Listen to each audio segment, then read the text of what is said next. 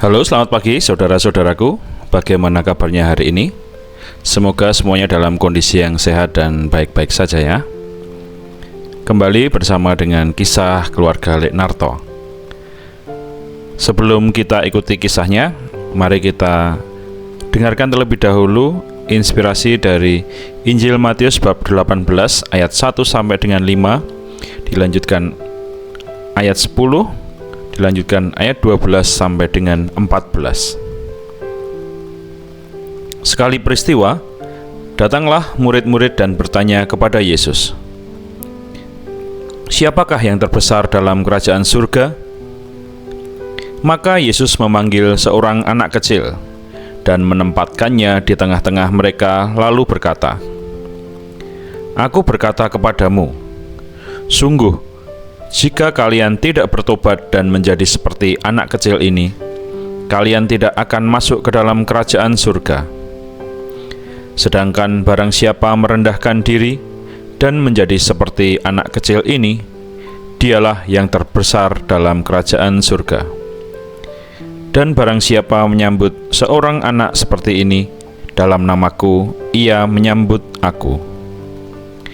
Ingatlah, jangan menganggap rendah seorang pun dari anak-anak kecil ini. Karena aku berkata kepadamu, malaikat-malaikat mereka di surga selalu memandang wajah Bapa-Ku yang di surga." Lalu Yesus bersabda lagi, "Bagaimana pendapatmu? Jika seorang mempunyai 100 ekor domba dan seekor di antaranya sesat, tidakkah ia akan meninggalkan yang 99 ekor di pegunungan, lalu pergi mencari yang sesat itu? Dan aku berkata kepadamu, sungguh, jika ia berhasil menemukannya, lebih besar kegembiraannya atas yang seekor itu, daripada atas yang ke-99 ekor yang tidak sesat. Demikian juga Bapamu yang di surga tidak menghendaki seorang pun dari anak-anak ini hilang." Demikianlah sabda Tuhan. Terpujilah Kristus. Setelah kita mendengarkan inspirasi dari bacaan Injil tadi, sekarang marilah kita dengarkan kisah keluarga Leknarto. Selamat mendengarkan. Siang itu, kampung Karangjati seperti biasa dipenuhi suara ayam, derit pintu bambu, dan anak-anak yang berlarian di pematang. Di depan rumahnya yang berdinding anyaman gedek, Leknarto duduk sambil mengupas kelapa. Di sebelahnya, Tole sedang bermain dengan seekor anak kucing kurus yang ditemukan di belakang warung Yusukem. "Le," kata Leknarto sambil menyeruput kopi hitamnya, "kamu tahu nggak, Bapak itu dulu waktu kecil paling nggak suka kalau disuruh nyapu halaman. Bapak berpikir, masa anak kecil begini disuruh-suruh kerja terus. Tapi lama-lama Bapak ngerti, yang kecil itu justru bisa bikin hati orang menjadi besar." Tole berhenti bermain, menatap bapaknya. "Kok bisa, Pak? Kan kalau kecil itu justru lemah." Leknarto tersenyum, memandang anaknya lama-lama, seperti ingin memastikan kata-kata yang keluar nanti masuk ke hati anaknya. "Justru karena lemah, Le. Orang yang kecil itu nggak merasa berkuasa, tidak sombong. Dia gampang minta tolong, gampang juga bersyukur. Kayak kamu kalau pegang anak kucing itu, kamu lebih hati-hati kan? Karena kamu tahu dia rapuh. Tuhan juga begitu ke kita, Le." Yusukem keluar membawa pisang goreng. "Kalian ini ngomongnya kok dalam banget. Ini loh, pisangnya jadi dingin," ujarnya sambil terkekeh. Lalu ia duduk juga ikut mendengarkan. Leknarto melanjutkan, "Di Injil itu Yesus bilang, kalau kita nggak jadi seperti anak kecil, kita nggak bakal masuk kerajaan surga. Bukan berarti kita harus jadi bodoh kayak bayi, Tapi hati kita harus murni, polos dan percaya. Anak kecil nggak repot mikir besok makan apa.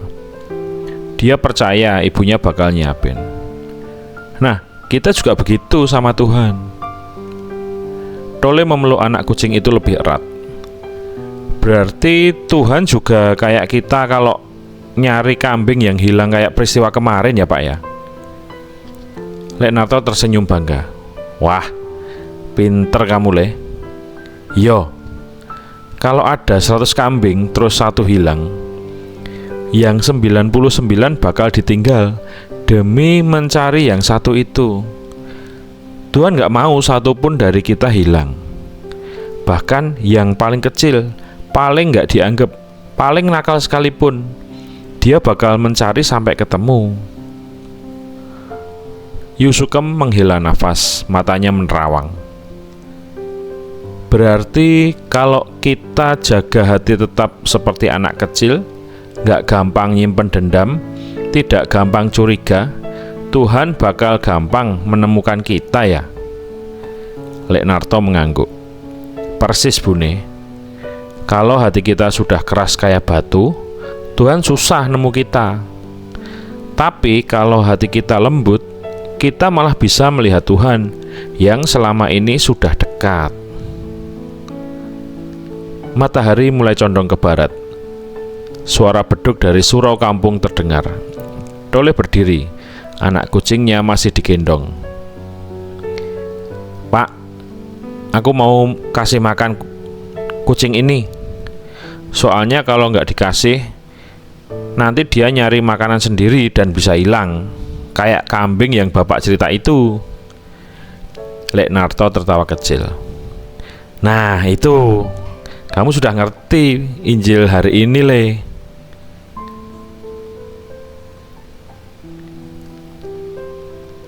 Saudara-saudaraku, demikian tadi kisah keluarga Lek Narto. Semoga cerita sederhana ini sedikit memberi inspirasi kita dan membuat hidup kita menjadi lebih baik. Sampai jumpa di lain kesempatan dan berkah dalam.